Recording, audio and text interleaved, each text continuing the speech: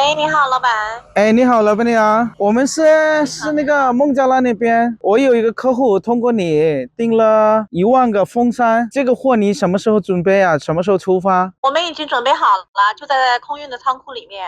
哦，空运的仓库里面，因为这对，边是我们周四的时候发货。嗯，好的，已经这安排好了。这边是马上有天气有变化的嘛，所以呢，我们就着急要用的这个货，还有那个客户要求，客户要求是他要过去跟你们谈话，先看一下你们的工厂，这个应该没问题吧？啊，没问题，随时欢迎他过来。好的，估计我们下个星期五我们就过去找你们，可以吗？可以，可以，没问题。好的，那我这边订机票订完了就把机票发给你们，到时候你们就过来，麻烦你过来接一下我们，好吗？好的，没问题，到时候你把机票发给我吧。好的，哎，谢谢啊，感谢。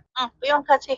好，再见。চাইনিজদের সাথে ব্যবসা করতে গেলে কমিউনিকেশনটা একটা ইম্পর্টেন্ট ফ্যাক্ট, যেহেতু চাইনিজরা আমরা কম বেশি জানি, ইংরেজি জানা লোকেরাও ইংরেজি বলতে চান না, তারা তাদের ল্যাঙ্গুয়েজে খুব কমফোর্ট ফিল করেন।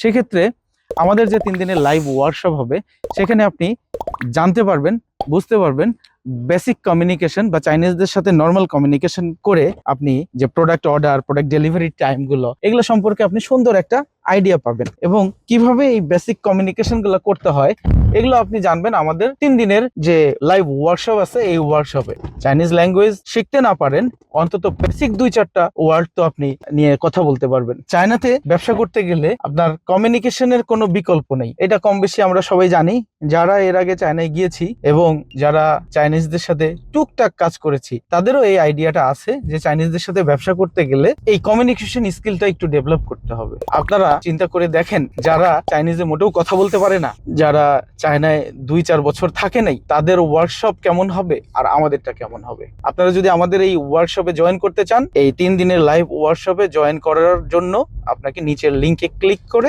রেজিস্ট্রেশনটা সম্পন্ন করতে হবে।